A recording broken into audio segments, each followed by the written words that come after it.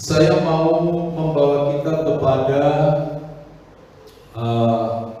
seri ke-6, ya, seri ke-6 dari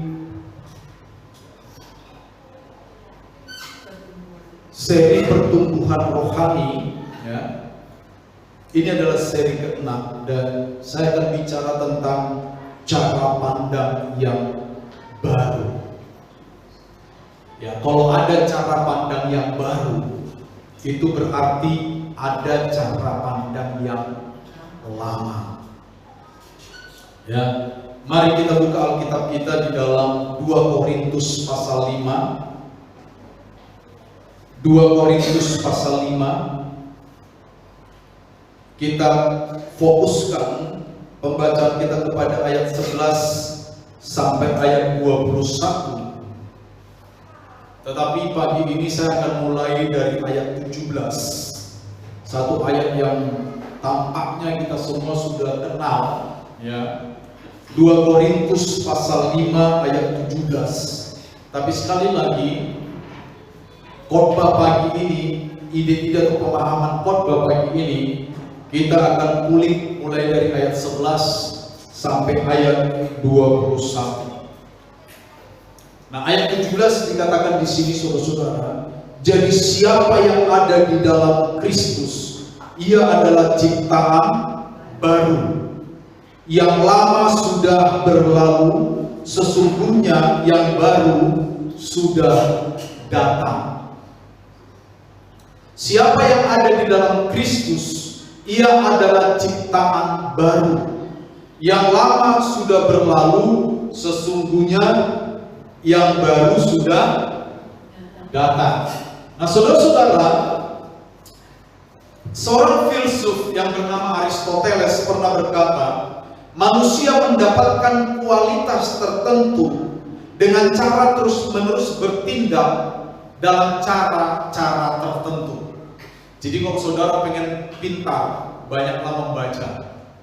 Kalau saudara pengen pandai bicara, latihanlah bicara. Plato, tahu Plato ya? Tetangga kita sebelum zaman Tuhan Yesus itu, seorang filsuf. Dia pernah berkata bahwa waktu dia latihan bicara, dia taruh kerikil di mulutnya, lalu dia penuhi kerikil, lalu dia ngomong dengan kerikil di mulutnya. Jadi dia latihan sedemikian rupa supaya dia mencapai kualitas tertentu dalam hidupnya. Jadi kalau Anda dan saya ingin mencapai kualitas tertentu, maka bertindaklah dengan cara tertentu secara terus-menerus. Kalau Anda mau menjadi manusia yang adil, maka lakukanlah keadilan terus-menerus. Kalau Anda dan saya ingin menjadi manusia yang tenang, maka berusahalah untuk tenang, jangan gegabah. Kalau Anda ingin menjadi manusia yang berani, maka lakukanlah semua tindakan Anda dengan berani, tentunya dengan perhitungan yang benar dan tepat. Nah, hari ini saudara, saya mau mengajak kita menjadi manusia yang benar dengan cara memperlakukan sesama kita, dengan cara memperlakukan Tuhan dengan cara yang benar pula. Sepakat saudara? Nah, ini yang mau kita capai dalam khotbah ini. Ya, ciri ke-6 seorang yang rohaninya bertumbuh adalah orang tersebut dapat memperlakukan sesamanya manusia dengan benar. Tetapi ada disclaimer di sini yang sering kita salah pahami. Dengan benar di sini itu tidak selalu berarti sesuai dengan apa yang dia mau. Ya, ini harus ditangkap dulu. Memperlakukan sesama kita manusia dengan cara yang benar itu tidak selalu berarti sesuai dengan apa yang dia mau. Memperlakukan sesama kita dengan cara yang benar adalah memperlakukan dia dengan cara bagaimana Allah memerintahkan kita memperlakukan sesama kita. Nah, itu yang beberapa waktu lalu kita khotbahkan, seperti kita harus menyatakan kesalahan sekalipun kesalahan itu kadang pahit rasanya. Betul? Kita harus berani menegur teman kita atau berani mengkoreksi mereka yang salah. Sekalipun dikoreksi itu tidak selalu enak rasanya. Ini yang perlu kita tangkap dulu. Memperlakukan sesama kita dengan benar itu tidak sama dengan memperlakukan mereka sesuai dengan apa yang mereka inginkan kita memperlakukan. Tetapi memperlakukan sesama kita dengan benar, itu adalah memperlakukan dia sesuai dengan perintah Tuhan. Bagaimana kita memperlakukan dia sebagai seorang manusia. Makanya perintah kasihilah sesama manusia, ya, itu adalah perintah yang dikelilingi oleh banyak nuansa. Ya, salah satu nuansanya adalah bagaimana supaya sesama kita manusia menjadi pribadi yang benar dengan cara menyatakan kesalahan, dengan cara memberitakan kebenaran. Nah, target kedua yang mau kita capai dalam khotbah ini adalah memperlakukan Tuhan dengan cara yang benar.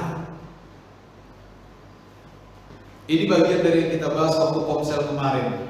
Sepanjang kita memperlakukan Tuhan sebagai Tuhan, hidup kita aman. Nah, ini sasaran yang mau kita capai dalam khotbah ini. Mari kita memperlakukan sesama kita manusia dengan cara yang benar. Mari kita memperlakukan Tuhan dengan cara yang benar pula. Ya, mari kita lihat bagian-bagian ini dengan cepat.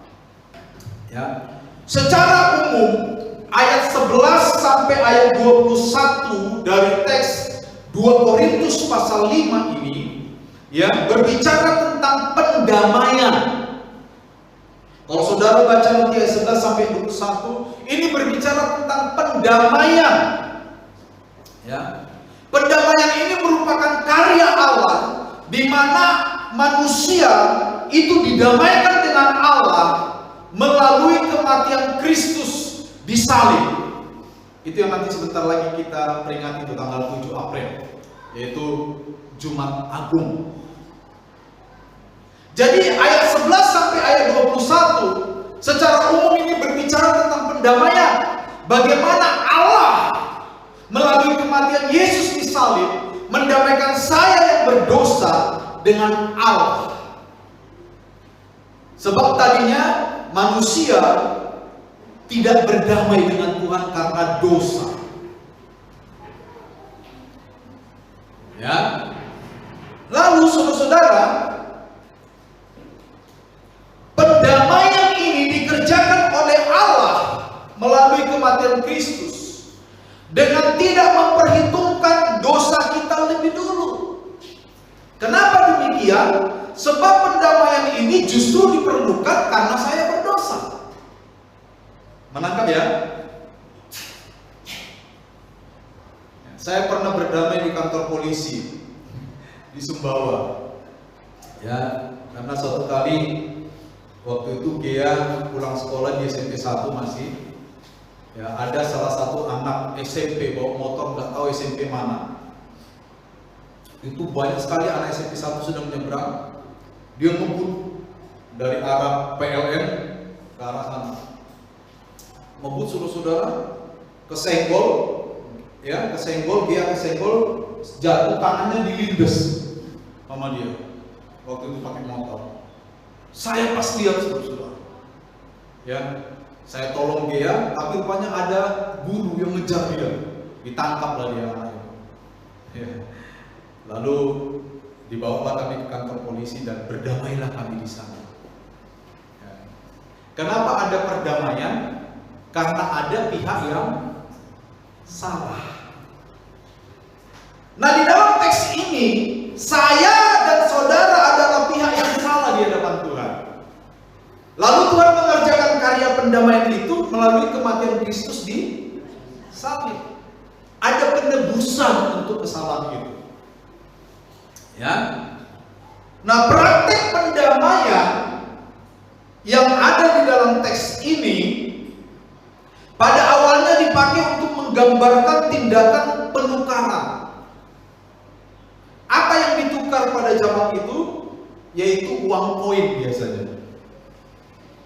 Ya, jadi praktek yang kita sebut sebagai pendamaian di dalam kitab Korintus ini, itu awalnya adalah sebuah tindakan penukaran uang. Pertukaran uang. Tapi waktu istilah ini dikenakan kepada kepada manusia dalam kaitannya dengan Allah, maka istilah ini menjadi pendamaian. Ya, tadinya adalah tindakan penukaran uang. Ya, saya mendapatkan sesuatu dari tindakan itu. Saya mau tanya saudara, siapa yang pernah tukar uang di bank di sini? Dari currency, misalnya dari mata uang Arab ke mata uang rupiah. Ada yang pernah kerja di Arab? Atau dolar US kepada IDR rupiah? Ada? Ibu Ruth pernah nuker. Ibu dapat apa? Ke rupiah. Ibu dapat rupiah enggak? Artinya penukaran ini bertujuan untuk saya mendapatkan sesuatu dari tindakan itu. Itu pada awalnya. Nah, tindakan penukaran uang koin ini itu akhirnya dipakai dalam konteks keselamatan. Ya. Tindakan penukaran ini akhirnya dipakai dalam konteks keselamatan. Nah, itu yang kita sebut sekarang sebagai pendamaian. Nah, pendamaian ini menghasilkan sesuatu bagi saya. Apa itu? Perbaikan hubungan, rekonsiliasi. Nah, itu yang dilakukan Allah di sini. Ya. Dan tentu saja, saudara-saudara, pendamaian merupakan tindakan Allah. Kalau tadi di dalam masyarakat pada umumnya tindakan pendamaian ini adalah menukarkan uang koin, maka ketika itu dikaitkan dengan Allah dan manusia, maka tindakan pendamaian ini adalah tindakan Allah untuk menukar kematian kekal manusia akibat dosa dengan kehidupan kekal di dalam Kristus melalui kematian Kristus. Sampai di sini mengerti ya? Dapat dipahami ya? Jadi teks ini ayat 11 sampai ayat 21 ini adalah tindakan Allah untuk memperbaiki hubungan dengan kita. Ingat ya, tindakan siapa? Allah. Allah yang berinisiatif, Allah yang bertindak. Kenapa Allah yang harus bertindak? Karena manusia dengan segala kemampuannya tidak cukup atau tidak bisa, tidak mampu untuk berdamai dengan Allah. Tidak bisa. Makanya orang Kristen tidak menganut paham kebaikan bisa membawa Anda ke surga. Tidak. Kebaikan adalah dampak karena saya mengenal Kristus. Ya, jangan dibalik ya. Tapi Pak, sebelum saya mengenal Kristus saya sudah baik. Betul. Tapi tetap saja kebaikan manusia itu seperti kain kotor sebenarnya di hadapan Tuhan. Jadi tidak ada kebaikan yang bisa kita sombongkan di hadapan Allah. Makanya terkait dengan keselamatan, Paulus pernah bicara kepada jemaat di Efesus bahwa keselamatan itu adalah anugerah Tuhan. Tidak seorang pun dapat memegahkan diri. Tidak bisa. Ya. Jadi saudara-saudara, sekali lagi saudara-saudara, pendamaian di sini merupakan tindakan Allah menukar. Apa yang ditukar oleh Tuhan? Kematian saya. Saya berdosa, harusnya saya mati secara kekal di kayu salib. Tapi Allah datang, lalu menukar kematian itu, dibayar dengan kematian Kristus. Sebab upah dosa adalah kematian atau maut. Harusnya saya dan saudara yang mengalami kematian kekal, kematian kita ditukar oleh Allah dengan kematian Kristus. Akhirnya apa yang terjadi? Saya didamaikan dengan Allah. Jadi setiap orang yang sudah menerima Yesus sebagai Tuhan dan Juru Selamatnya, sebenarnya mereka sudah didamaikan dengan Allah. Nah, status ketika kita didamaikan dengan Allah di dengan bahasa 2 Korintus sebagai ciptaan baru. Jadi di antara kita siapa yang sudah jadi ciptaan baru? Coba angkat tangan. Yang lain belum? Duh, saudara belum mengakui Yesus adalah Tuhan? Sudah kan? Ketika kita sudah mengaku Yesus adalah Tuhan, kita sudah menerima anugerah keselamatan itu. Kematian kita sudah ditukar dengan kematian Kristus. Kita sudah didamaikan dengan Tuhan karena dosa kita sudah diampuni. Maka pada saat itu status kita berganti menjadi ciptaan baru. Sekali lagi saya tanya, siapa di antara kita yang sudah jadi ciptaan baru? Pak Wilson belum jadi ciptaan baru ya? Hah? Wilson? Kenapa nggak tunjuk tangan? Ya kita sudah jadi ciptaan baru, betul. Sampai pada titik ini, saya mau kita memahami ini semua dengan baik. Karena selanjutnya, ini nggak bisa lepas dari istilah ciptaan baru. Ya, sekali lagi, ya, sebagai ciptaan baru, perhatikan, sebagai orang yang sudah mengalami pendamaian dengan Allah, sebagai seorang ciptaan baru, maka seharusnya kita memiliki cara pandang yang baru. Ini poinnya nih. Saya adalah ciptaan baru karena saya sudah menerima pendamaian dengan Allah. Saya adalah ciptaan baru karena saya sudah menerima Yesus sebagai Tuhan dan Juru Selamat yang sudah mengampuni dosa-dosa saya dan yang sudah menebus saya dari kematian kekal. Saya adalah ciptaan baru. Karena saya adalah ciptaan baru, maka seharusnya saya harus memiliki cara pandang yang baru. Ya, makanya ayat 17 dikatakan, jadi siapa yang ada di dalam Kristus, dia adalah ciptaan baru. Ciptaan baru itu meliputi cara pandang yang baru. Ini sangat penting karena ini adalah satu dari ciri orang yang bertumbuh rohaninya.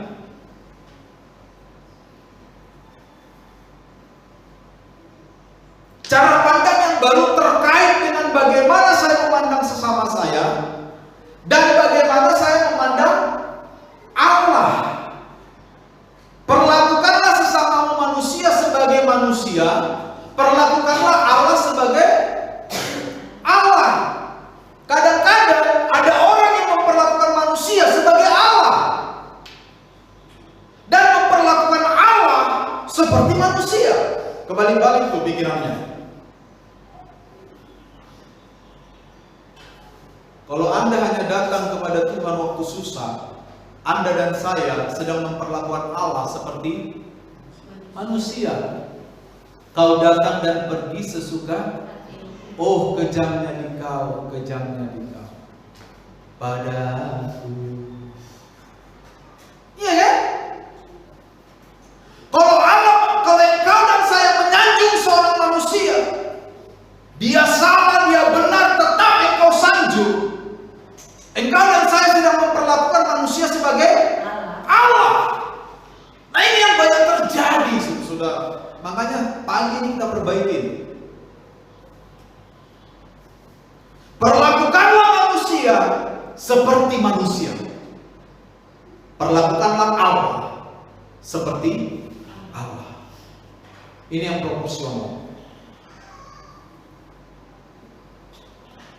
Jauh di lubuk hati kita sering terjebak dalam ini, betul? Bagaimana kita memperlakukan seorang biasa dengan seorang pejabat? Berbeda? Saya banyak melihat orang, kalau pejabat yang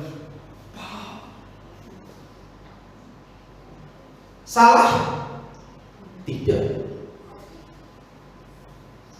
tapi perlakukanlah juga sesamamu yang lain dengan cara yang hormat. Amin. Jangan cuma pejabat yang kita hormati. Jangan cuma teman yang kita hormati.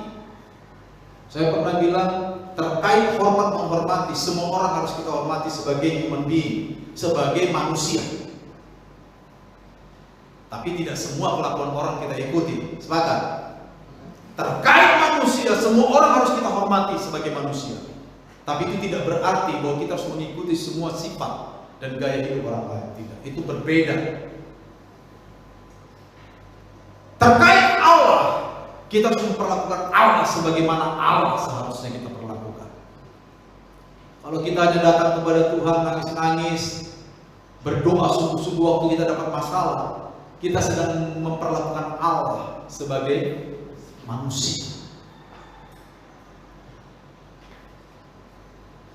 Sampai di sini klik ya, karena dari sinilah nanti dasar kita untuk meneruskannya. Sekali lagi, ini adalah ciri pertumbuhan rohani. Bagaimana saya memiliki cara pandang yang baru. Ya, kita lanjut. Lebih dalam lagi, saudara-saudara, kalau kita melihat ayat 16, perhatikan ayat 16. Sebab itu kami tidak lagi menilai seorang juga pun menurut ukuran manusia. Dan jika kami pernah menilai Kristus menurut ukuran manusia, sekarang tidak begitu lagi, kata Paulus. Perhatikan ini ayat 16, ini penting sekali. Sebab itu hari ini kami tidak lagi menilai seorang pun, bahkan Allah. Jadi dalam teks ini Paulus maksudnya, mulai sekarang atau hari ini kami tidak lagi menilai sesama kami manusia. Kami tidak lagi menilai Allah menurut ukuran manusia, tidak lagi. Dulu memang kami pernah menilai Tuhan menurut ukuran manusia, kata Paulus. Tapi sekarang nggak lagi.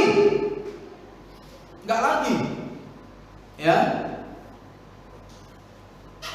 Kata menilai di sini dipakai dari kata oida. Ya, oida itu nanti kita oida, saudara ya. Oida itu melibatkan tindakan melihat, mengamati, menimbang. Saudara pernah mendapat surat keputusan dari pengadilan? Belum.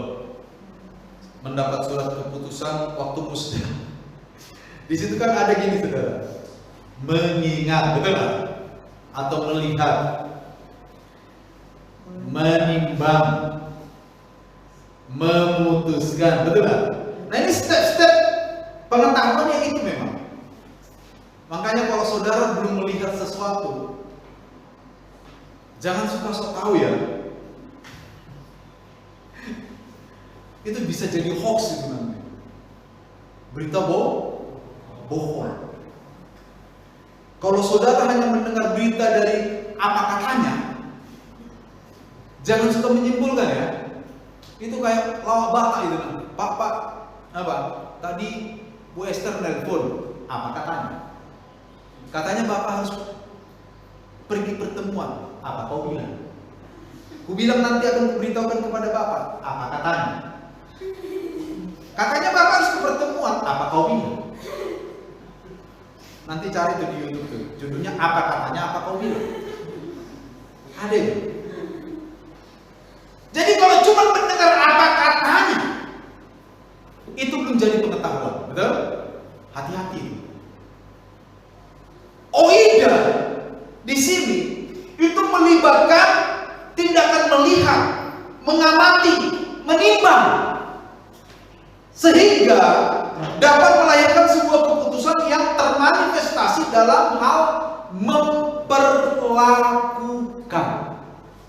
Makanya di ayat 16 ini dikatakan, sebab itu kami tidak lagi menilai. Kenapa tidak lagi menilai dari sudut pandang ukuran manusia? Karena Paulus sudah melihat, sudah mengamati, sudah menimbang dengan cermat terkait dengan pendamaian yang dilakukan oleh Tuhan dalam dirinya, sehingga Sehingga semua ini menimbulkan sebuah pengetahuan yang disebut sebagai keputusan. Apa keputusan Paulus di sini? Keputusannya adalah mulai saat ini mereka akan menilai, memperlakukan orang lain, memperlakukan Tuhan seperti ukuran Kristus. Itu keputusannya. Ini disebut cara pandang yang baru. Ya, saya berikan waktu 1 menit untuk kita mengunyah informasi supaya enak untuk ditelan. Menilai di sini melibatkan pengetahuan yang komplit, bukan pengetahuan yang setengah-setengah. Menilai di sini melibatkan melihat. Melihat tidak cukup. Waktu saya melihat Ardi berbaju kuning kunyit, apakah saya sudah dapat menyimpulkan hidupnya seperti apa? Tidak. Ya tidak dong. Batas kesimpulan saya hanya sampai kepada warna baju, betul? Apakah warna bajunya mewakili hidupnya? Tidak. Waktu saya melihat Apli dengan serius memperhatikan ke depan, apakah saya dapat menyimpulkan bahwa dia mendengarkan saya dengan baik? Belum tentu. Siapa tahu pikirannya sedang menerawang menembus awan yang gelap di atas sana. Lebih kencang dari sinyal 4G. Karena saya pernah melakukannya, saya pernah ikut kuliah, mata saya terbuka tapi saya tidur. Itu banget. Serius. Tapi saya kilaf, satu waktu saya begini, langsung diterus. Pas biasa saya orang bule banyak. Aduh, saya udah berusaha semaksimal mungkin mata terbuka sambil tidur. Jadi melihat saja tidak bisa menyimpulkan sesuatu secara komprehensif, secara lengkap, nggak bisa. Jadi waktu Paulus mengatakan kami menilai, itu berarti Paulus sudah melewati proses melihat, menimbang, mengamati, mencermati. Lalu semua proses ini menghasilkan sebuah keputusan. Oh ternyata mulai hari ini, karena saya sudah diperdamaikan dengan Allah, karena Kristus sudah mati di kayu salib untuk menebus hidup saya, mengampuni dosa-dosa saya. Mulai saat ini saya akan memperlakukan sesama saya seperti manusia, dan saya akan memperlakukan Allah sebagaimana mestinya Allah. Betul saudara? Makanya di Galatia beberapa minggu lalu kita bahas, Pauluslah yang menegur Petrus. Betul lah, waktu Petrus berbuat salah. Itu tema kita waktu itu apa? Menyatakan kesalahan. Jadi dalam rangka memperlakukan manusia, yang dimaksud Paulus ini bukan mengikuti apa maunya orang itu kita berlaku, enggak. Ada kalanya kita harus memperlakukan sesama kita dengan cara-cara yang dia sendiri tidak inginkan. Tapi ingat, hati-hati. Pastikan bahwa itu tepat. Jangan asal-asalan juga. Betul? Hati-hati. Makanya patokan kita selalu firman Allah dan firman Allah. Terkait hubungan anak dan bapak, Alkitab beberapa kali mengatakan rotan itu bagus buat anakmu, tapi jangan mengingini nyawanya. Betul. Di dalam kitab Ibrani dikatakan, di mana bapak tidak menghajar anaknya. Kalau kamu tidak dihajar oleh bapakmu, kamu anak-anak gampangan. Betul? Apakah dalam hal ini bapaknya salah memperlakukan anaknya seperti itu? Tidak. Dia sedang memperlakukan anaknya secara berharga. Dia ingin anaknya menjadi anak yang kuat dan sehat mentalnya. Anak-anak sekarang itu disebut sebagai anak-anak stroberi. Tahu stroberi? Siapa pernah makan stroberi di sini? Kasihannya saudara jangan makan stroberi. Sama. Di Kediri, tepatnya bukan di Kediri ya, di daerah Bahari apa saja, ada kebun stroberi. Stroberi itu kalau matang dari luar tuh cantik betul, merah, ada ungu-ungunya, betul? Apalagi daunnya hijau, kita petik, cantik betul. Kalau di foto itu cantik sekali. Tapi coba saudara pencet, stroberi kalau dipencet hancur. Tanganmu belum nyampe dia udah hancur. Betul kan? Nah, generasi ini digambarkan oleh banyak pakar sebagai generasi stroberi yang tampak di luarnya itu cantik, beautiful, indah, tapi di dalamnya itu remuk, tidak punya kekuatan apapun. Kenapa? Pola asuh, salah asuhan, seperti novel dari negeri Minang yang judulnya Salah Asuhan. Siapa yang pernah baca novel itu? Nah, nanti cerita begitu apa itu isinya. Itu bagus tuh novel. Nah, kita orang Kristen tidak boleh menjadi generasi stroberi. Makanya dikatakan, didiklah orang muda menurut jalan yang pantas baginya. Betul? Amsal.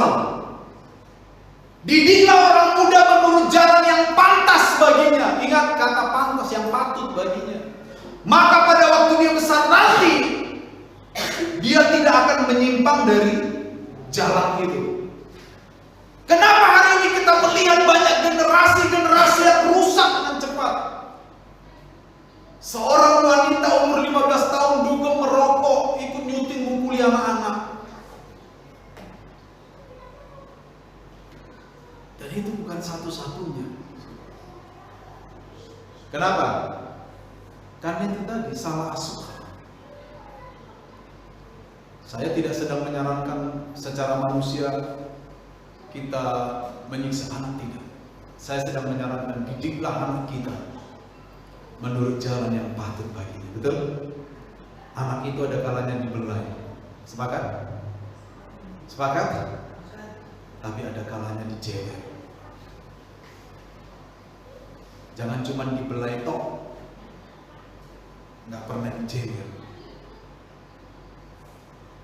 Sepakat? Wah, ini kalau sepakat yang gini-gini ini memang agak susah. Susah. Ya, kita lanjut ya. Kita lanjut. Jadi menilai menurut ukuran manusia itu adalah sebuah tindakan melibatkan standar dunia. Kamu kaya, saya hormat dong. Siapa tahu uangmu sedikit mengalir buat saya. Is that right? Betul? Alah, betul apa tidak?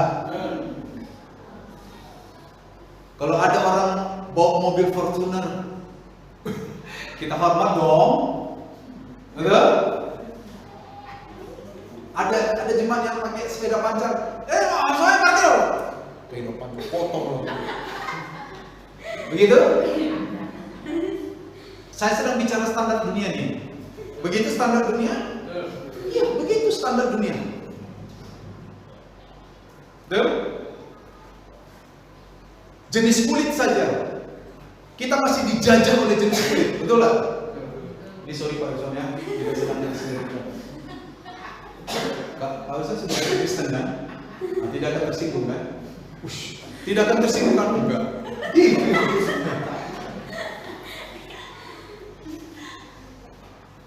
Jenis kulit di Indonesia, walaupun mereka tidak salah loh ya, seringkali menjajah pikiran kita, betul lah? Betul. Hati-hati, standar dunia. Pangkat.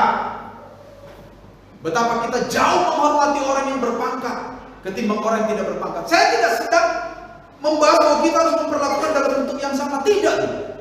Wajar kalau seorang bupati datang lalu kita menghormat. Selamat siang Pak, itu sangat wajar. Itu bentuk penghormatan kepada seorang bupati. Tetapi orang lain juga yang bukan bupati atau rakyat jelata, kita harus menghormati dia walaupun bentuknya tidak sama, betul nggak? Yang saya nilai adalah cara kita memperlakukan. Saya punya teman surga. Udah meninggal maksudnya. Kami dekat sekali, saudara-saudara. Kadang saya cerita kepada Tom di asrama. Itu bukan berarti saya benci sama dia. Itu cara saya mengasihi dia. Tapi jangan ditiru ya, nanti saudara pulang salaman jitakin kepala orang. Bukan. Yang saya nilai di sini bukan bentuk, tetapi prinsip bagaimana kita memperlakukan sesama kita dengan standar Kristus. Mengerti? Menghormati orang itu wajib, walaupun bentuknya beda. Mana mungkin Jokowi datang terus kita bilang, "Weh Pak Depo!" Nggak mungkin, betul nggak? Tapi intinya adalah bahwa kita tidak boleh mengikuti standar dunia ketika kita memperlakukan sesama kita. Amin. Jangan pilih kasih. Jangan takut menyatakan kesalahan kalau memang dia salah. Jangan takut, nanti dia kecewa, nanti dia sakit hati, nanti saya nggak dikasih lagi, nanti. Jangan. Sepakat ya? Itu sudut pandang dunia atau sudut pandang kedagingan. Berapa banyak di antara kita pernah mengalami, ingat, pernah mengalami orang yang sering memberi sesuatu kepada saudara, saudara takut menegur dia ketika dia salah. Berapa banyak? Angkat tangan. Saya udah angkat tangan nih. Nggak ada ya, yang lain holy semua nih, kudus semua nih. Dia sering memberi sama kita, waktu dia salah kita takut menegur dia. Berapa banyak? Ada kan? Itu cara yang salah memperlakukan seseorang.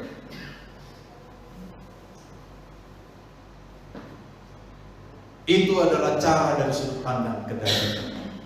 Next. Paulus pernah melakukan itu. Sebelum dia didamaikan dengan Allah, salah satu keputusan Paulus sebelum dia didamaikan dengan Allah adalah memelihara kebencian yang sangat dalam terhadap orang percaya. Jadi sebelum Paulus berdamai dengan Allah, ingat, sebelum berdamai dengan Allah, sebelum menerima keselamatan, Paulus memelihara kebencian terhadap orang Kristen. Makanya waktu dia ke Damsyik, dia mau membunuh orang Kristen.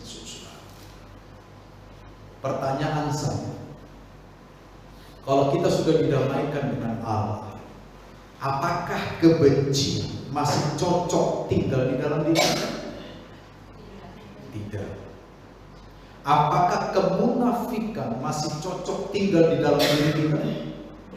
Munafik itu lain di depan, lain di belakang. Masih cocok? Tidak. Apakah keangkuhan, kesombongan, dan semuanya masih cocok tinggal di dalam kita ketika kita sudah didamaikan dengan Allah? Tidak. Karena apa? Setiap orang yang didamaikan dengan Allah adalah ciptaan baru. Yang lama sudah berlalu, sesungguhnya yang baru sudah datang. Dan ini melibatkan cara pandang. Cara pandang saya harus baru. Makanya di ayat 16 Paulus bilang, dulu cara pandang kami begini. Ya kan, ayat 16 kan? Kami dulu menilai begini, tapi sekarang nggak lagi. Setelah saya didamaikan dengan Allah, maka saya menilainya berubah menjadi begini. Ayat 17 terkait ciptaan baru itu tidak semata-mata menunjuk proses pertobatan saya kepada Tuhan, tidak. Sebagai ciptaan baru itu merujuk kepada seluruh perubahan yang dihasilkan dari proses pertobatan saya. Itu. Makanya banyak orang masih hidup di dalam cara yang lama. Kenapa? Bagi mereka menjadi Kristen saja sudah cukup. Saudara dan saya harus tahu, menjadi Kristen saja tidak cukup. Itu sebabnya Yesus waktu dia mengajar di dalam Matius pasal 7 dikatakan, bukan semua orang yang berseru Tuhan kepadaku, itu maknanya dulu. Bukan semua orang yang mengakui aku sebagai Tuhan akan masuk dalam kerajaan Allah. Siapa yang masuk dalam kerajaan Allah?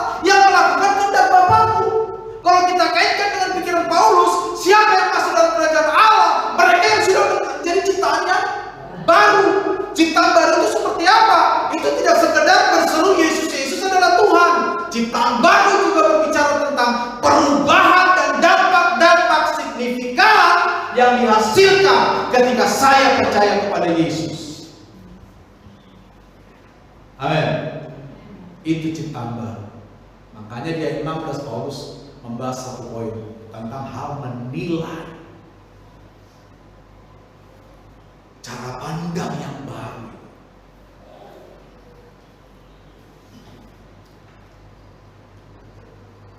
Ya, lebih jauh lagi. Ya, ini kita sudah bahas dari tadi. Cara pandang yang baru ini lahir sebagai dampak perdamaian yang dikerjakan Allah. Ya, selanjutnya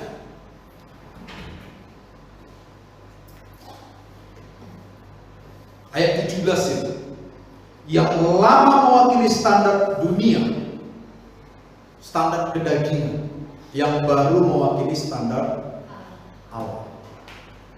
Salah satu ciri orang yang rohaninya bertumbuh, mereka memandang manusia dan Allah melalui standar Allah. Jangan membedakan. Jangan sampai kita membedakan orang dengan orang lain karena status ekonominya. Ini miskin, ini kaya. Jangan kita memperlakukan orang hanya berdasarkan status sosialnya. Ini pejabat, ini bukan pejabat. Jangan kita memperlakukan orang karena warna kulitnya. Ini kulit putih, ini kulit gosong.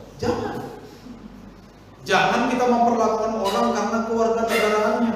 Ini orang bule, ini pribumi.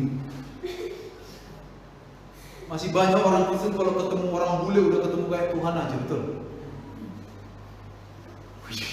Bule, everything about bule is superior. Semua hal tentang bule itu kayaknya lebih hebat dari kita. Betul? Jangan lagi. Itu kita terjajah. Makanya di airport Indonesia, saya melihat begini, Indonesia ini masih terjajah. Di airport itu masih banyak bahasa Inggris dulu baru bahasa Indonesia. Harusnya yang betul itu bahasa Indonesia dulu baru bahasa asing, betul? Kita masih punya mental terjajah. Kalau orang cerdas bahasa Inggris itu kayak lebih oke. Memang benar, kalau saudara cerdas bahasa Inggris saya juga senang. Karena dengan cerdas berbahasa asing khususnya bahasa Inggris, saudara bisa menjangkau pengetahuan lebih luas, betul? Tapi itu tidak membuat kita serta-merta menjadi superior dari yang lain, lebih hebat. Makanya satu kali Albert Einstein, saudara kenal Albert Einstein? Ya, tetangga kita jauh sebelum nenek kita lahir, itu pernah berkata begini. Ya, jangan fokus menjadi orang yang terlihat sukses. Bukan berarti nggak boleh jadi orang sukses. Jangan fokus menjadi orang yang terlihat hebat, yang terlihat sukses. Jangan. Fokuslah untuk menjadi orang yang memiliki nilai. Nilai itu jauh lebih hebat daripada sukses. Taruhlah saudara-saudara, famili saudara ada yang kaya raya, kayanya 7 bunen, 7 itu kayanya. Mobilnya 12, Ferrari semua. Yang nggak bisa jalan di sini, kalau jalan sini macet, betul? Nggak bisa lewat karena banyak batu gundukan. Tapi asal ketemu saudara, buang muka. Ketemu saudara, buang muka. Gimana? Senang punya saudara kayak gitu? Ferrari 12. Masih senang saudara bangga-banggakan, saudara saya dulu Ferrari-nya 12. Tapi ketika kali ketemu saudara, buang muka. Jangankan jagung sebiji, jagung bose sebiji, kacang panjang yang sudah dipendekin pun nggak pernah dikasih sama saudara. Masih senang.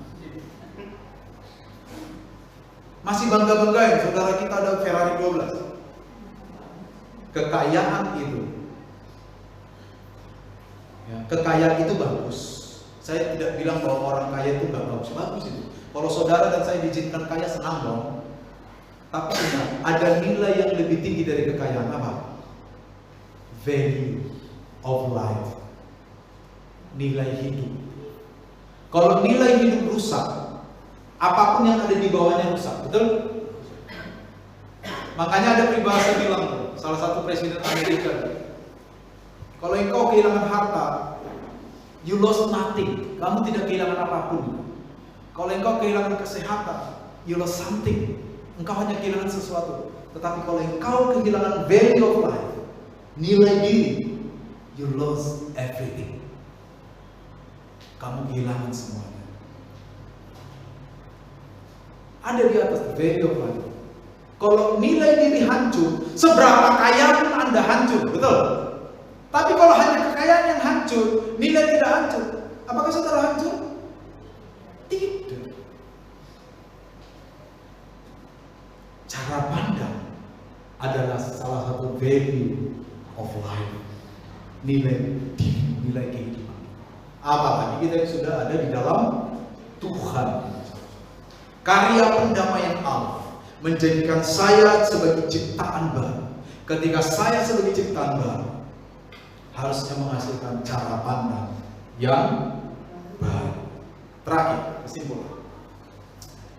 Kematian Kristus di salib adalah karya Allah untuk mendamaikan manusia dengan Dia. Karya pendamaian dikerjakan oleh Allah menjadikan semua orang yang percaya menjadi ciptaan baru.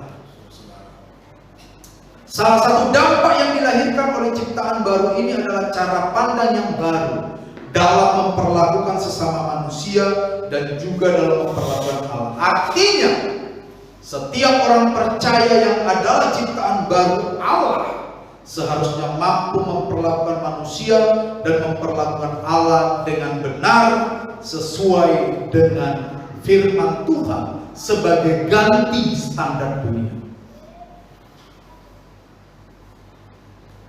Ya, memiliki cara pandang yang telah diperbaharui oleh karya kematian Kristus di kayu salib terhadap sesama manusia dan terhadap Allah merupakan ciri pertumbuhan rohani.